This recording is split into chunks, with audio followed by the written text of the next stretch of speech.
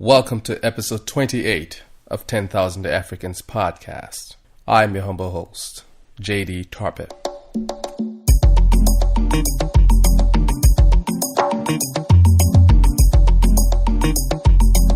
Hey TTA, I am incredibly humbled to share with you today that as part of the United Nations International Decade for People of African Descent, I have proudly been nominated for the list of 2018's most influential people of African descent under 40. So I am incredibly grateful to all of you for making this possible. Thank you. Welcome to another episode of 10,000 Africans podcast.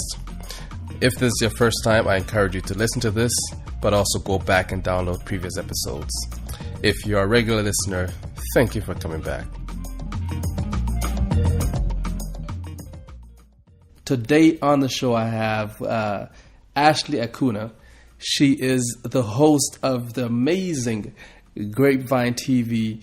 And I don't even know how to describe it because it's a collection of wonderful black people, opinionated black people together from Africa and the States, talking about social issues, talking about current events. And it's just beautiful. So, Ashley, thank you so much for coming on the show. Thank you for having me. I'm excited to be here. It's exciting to have you. So I have, put it out there what you do, but I definitely can't explain your story. So please, would you fill in the gaps and explain your story for us? Yes, definitely. So I'm the host and the executive producer of a talk show called The Grapevine. And we're currently on YouTube. You can find us on YouTube. And we are a panel-style discussion with a variety of opinions, millennial opinions. And we talk about everything from race to politics to gender, social issues, anything that you find yourself yelling, ranting about on your social media timeline, we talk about. And we've grown immensely over the last year. It's just been an amazing ride, and we're really excited to see it grow. That is awesome. So I follow you guys, and it is. By the way, if anybody's listening, if you aren't following the Grapevine TV, go follow them now. Great conversation. Yeah, subscribe to us. Subscribe on YouTube, and Twitter at the Grapevine TV, and stay updated on what we're doing. Exactly. So with the Grapevine TV, you've managed to bring this amazing collection of people and different people in different episodes too, together to talk about interesting things from like the difference between Africans and African Americans up to something like Meghan Markle and stuff like that, right? So what is the inspiration behind that, and what's your vision for it? Well, the inspiration behind it is that, we Black people, we're a family. And families have disagreements. And sometimes we get on each other's nerves. And what I saw going on before I created the show, what I saw on social media was very much a lot of hate-filled debates, passionate hate-filled debates that, dragging people and, a lot of like canceling people. And I never really liked that. I never really felt that that should be the way that, millennials go about having discussions, at least from my perspective. So I wanted to create a show where, we have honest dialogue where you might curse out your fellow panelists, but at the end of the day, it's like, we're still family. We're still gonna, we might not agree, but we don't hate each other. Yeah. And I really think that's how you change minds. So we have a lot of like hard conversations, and we're very honest. We're very candid. A lot of times we're wrong. There have been plenty of times where I was wrong and strong on that panel. And, I started the show when I was 26. I'm going to be 30 this year. So it's like, you look back and you see how your opinion on things have grown. And that's really the basis of the show. We want to foster the idea that you're not always right. Yeah. Other people's opinions, and hopefully you grow from it. I would agree with you. I think over our lifetimes, you'll be more wrong than right. So I think it's something you get used to. And I love that, you guys have these debates, because what you're doing, especially in the culture that we're in, is filling that gap where now you have a lot of, and it's not just millennials, right? You have a lot of people that sit behind the screen and just scream crap to each other and just talk shit all the time, but are never able to like have an actual discussion. So you are here with this and saying, here's something that people are talking about on the internet or wherever, and Black Twitter is picking it up, and you're like, let's come into the room and talk about it. And you are, I'll tell you, a fantastic host. Thank you so much. Yes. Thank you so much. I'm my own biggest critic, but thank you. You're a fantastic host. I'll tell you, not many people are able to host about 8 to 10 people on a panel. It's unheard of, and very hard. It's very hard, and you do it so well. So I commend you for that, because I look at it, I'm like, man, that's hard to do. That is very hard to control. Yeah. Yes. So what's the toughest topic you guys have talked about, or it could be your most enjoyable topic you've talked about? I think I always enjoy when we discuss the men and women issues. I think one of my favorite conversations, probably the gold digger conversation, because you see how the men just get so angry when we talk about certain things, and we talk about how women have agency now to pick who they want, so it's just always interesting to see the dynamic between the panelists when it comes to our gender topics. We just had a really great conversation about the culture of man bashing, especially Black male bashing. You hear a lot of men are trash, all dick is trash, and you see a lot of that on social media. Yeah. So we decided to talk about that, and our audience responded really well to the episode. A lot of people loved the episode, retweeted, liked, commented, subscribed after that episode, because it was really a chance where Black women got to say to Black men, this is how you've hurt me, and these are the reasons why we say Black men are trash. We want you guys to hear us. And some men did, some men didn't. But I think the collective group of Black women felt yes, finally, our voices are being heard. So I think that's one of my favorite episodes up to date. You were just in Nigeria. How was that? Yeah, I was just in Nigeria for my little sister's wedding, and it was amazing. It was just good to be home. Last year I went to Nigeria as well for my cousin's wedding, and it was a very stressful experience. But this year, I don't know, God had mercy on me, and I really had an amazing time with my family. My older sister's fiance, who's African American, got to come, and he really he had a blast just being in Africa for the first time, and it was amazing. Seeing my little sister get married, it was very touching, and I shed some tears, and I'll be back in December. I love Nigeria. If you can come. Lagos is lit. Victoria Island is lit. It's litty. Abuja is lit. So yeah. Nice. I'm trying to make my way to Nigeria soon, so yeah. I haven't been there yet. Anyway, so yeah, on here we talk about the value that you add, and I know for a fact that the content that you produce adds a lot of value. So how do you think your work adds value to the continent or to the diaspora, or both? I think my work adds value to people, millennials, whether they're Black, white, from the diaspora, wherever, because I think that, I don't know, when I started this show, I really noticed that there was a void in the conversation. All the conversations on TV, on CNN, on MSNBC were from a perspective of middle-aged people, which was fine. But we had just graduated into a recession, the economy sucked, and everybody was calling us spoiled. And I'm just I don't know any spoiled millennials. Everybody's working 3 jobs. Everybody's interning for free. And I really felt the narrative was being painted for us, and we weren't painting, we weren't able to say what the reality was for ourselves. So I feel the show really does speak to the millennial mindset and what we think, what we're going through, how we feel. And I just think that people have been longing for a chance to speak on issues that they're passionate about. Yeah, we see it on Twitter, we see it on Instagram, we see it on Facebook, but to actually have a visual, visual content where your view is represented at the table, or the view that you hate is represented at the table, even if you're not there, you feel like you're there. We've created a space where it's so intimate that like you feel like you're right there having this conversation. And I think that's the beauty of our show. And I think there's nothing like it on TV. There has been nothing like it on TV, and we're gonna be huge. I'd have no doubt about that. You should be on TV by now.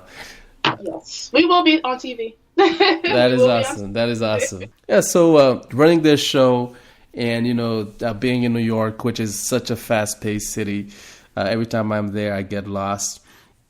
What is your biggest challenge you face so far in running your show and your business?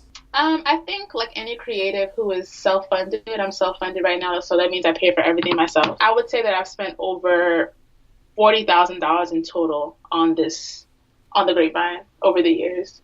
And I think that's the hardest part. Like, I do have a 9-to-5 job, which I'm at right now. It's 9:56 p.m. and I've been here since about 9 a.m. Yeah, I work long hours. I work really hard.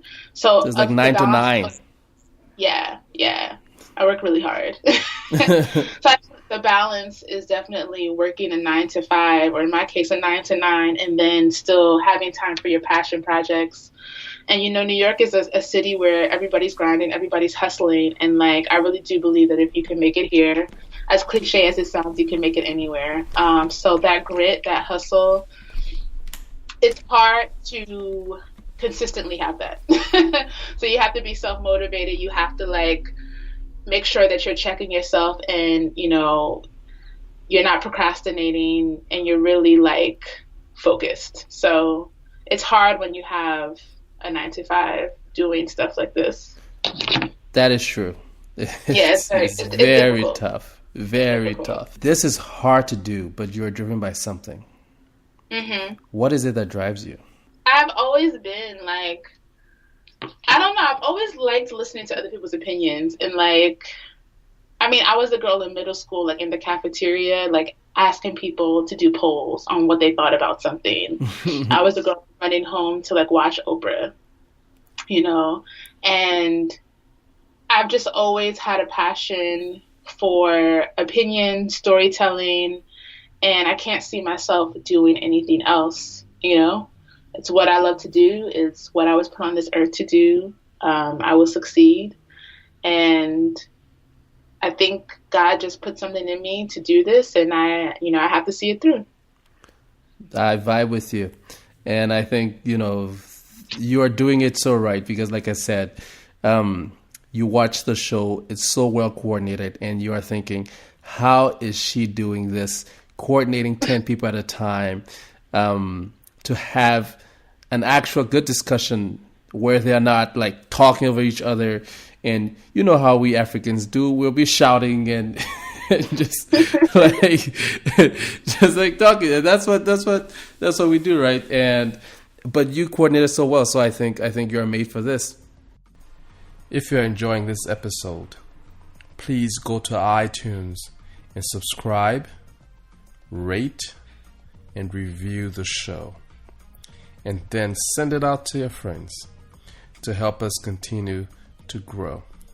Also, if you want to support the show financially, you can go to 10,000africans.com/donate, and you can donate through PayPal or any other way you feel like donating. But thank you very much. Don't forget, subscribe, rate the show, and review the show on iTunes or any other platform where you consume your podcast. Based on your life experiences, based on how you handle things so well, based on you actually following that passion and that dream, I think there's a lot that people can gain from you. So what is that one advice that you'll give to that young person who's listening, or that older person who's listening, who wants to chase their dreams, who wants to do something, wherever they are? What is that one advice you give to them? My advice would be, don't procrastinate. Don't spend all your time watching and trying to figure out how other people did it. Do research on how other people did it, but really just get started. These don't have to be perfect. Start writing your ideas on paper now. Just start. Like, I honestly, my advice to anybody who has a burning desire to start anything that's original, not something that you've seen and that you think that you can do better, but something that is really original to you, that you came up with the idea, that you feel like God placed this idea in your heart, just start. You know, it's never too early. It's never too late. The time is now. Don't worry about money. I mean, if you're gonna need money to do certain things. If you can do stuff for, like, writing an idea down on paper is free, and that's the first step, to be very thorough with what you want to do. So I would just suggest for people to not be scared, put fear to the wayside. It's 2018. You only live once. As cliche as that sounds, like, it's real. Like, are you going to be on your deathbed thinking, damn, I wish I would have done that? You don't want to be that person. So really just live life now, for the now. That's advice. That is advice to me as well. Everybody's out there, because I think it is so important to understand that when you try to do something original, there is no blueprint for it. There's no blueprint. There is no blueprint. So you have to go out there and be willing to fail, right? And I think especially with people who are chasing things, the constant fear that you are trying to get over is, what if I fail? But also, exactly, right? And then you also have the fear of, what if I end up not doing it, and then like you said, on my deathbed, thinking, why didn't I do it, right? Like, why didn't I do it? Hate to sound dramatic about people being on their deathbed, it is but incredible. You have to be that dramatic. You have to be that dramatic. Exactly, and that's the fear, and you just gotta conquer it and go past it, right? So, yeah, and also it's like, what if I fail, but what if I fly? Failure is part of success, and the earlier you realize that, the more you're able to push. Yeah, you kind of have to have, like, an insane passion for what you do. If you had 10,000 Africans at your disposal, with expertise in every field, what would you do? Are they from any specific country? They could be wherever you want them to be from. They could be from everywhere. They could be from one place. Since I'm Nigeria, I'll focus on Nigeria. If I would find a way to overthrow the government and create a new system for Nigeria. A new system where people are not living in poverty, where people are not suffering, where there's infrastructure in terms of healthcare, infrastructure in terms of law, waste management, and really, turn Nigeria into a place where Nigerians abroad won't even want to be abroad, that they'll come back. The place that, Nigeria could be an amazing place. So I think that's what I would do. So Ashley, before I go to the rapid fire questions, how can people find you? How can people connect with you? How can people, link with you, partner with you, if that's something that you're open to? Where can they reach you at? So if you want to watch the show, which I suggest you do, go on YouTube, type in The Grapevine, and we'll be the first things that pop out. Subscribe, like, share, comment the episodes. Tell your friends, spread the word. Social media, that's where you'll find our latest updates on live shows, on new episodes, on casting calls. So you can follow us at The Grapevine TV on Instagram and Twitter. And if you want to partner with us, send us an email, grapevinetvshow@gmail.com. Boom. I like it. What is your favorite book? Flowers in the Attic. It's an old book. It's basically about a family of kids that are trapped in the attic of their grandparents' house. And it's it's kind of crazy, but it's really good. And it was turned into a movie too. Fela Kuti or Bob Marley? I'm Nigerian, so I should say Fela, but I love Bob.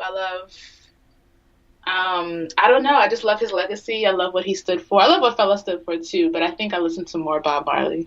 Last but not least, what's your favorite Nigerian dish? Favorite Nigerian dish has to be jollof rice. I can't speak on Ghanaian jollof because I almost died eating it, but Nigerian jollof is lit. It's lit. It's really good. My mom cooks really good jollof rice. Like, her jollof rice is popping. If you're ever in Jersey, hit a sister up. Maybe you can come over and get some rice. But yeah, it has to be Jell-O. Trust me, I'll be there. Anyways, Ashley, it's been amazing having you on. A lot of fun, and I enjoy your show. I follow it. And keep doing what you're doing, because I think it is really bringing vital discussions to the forefront to our screen. So thank you very much for doing that. Of course, it was great. It was great to be here. I had a great time. I look forward to coming on again. Thank you for tuning in yet again. Make sure to subscribe, rate, and review the show. Send me an email at 10,000africans@gmail.com and connect with me. Let me know what you think of the show and connect with Ashley as well. Thank you. Have a wonderful week.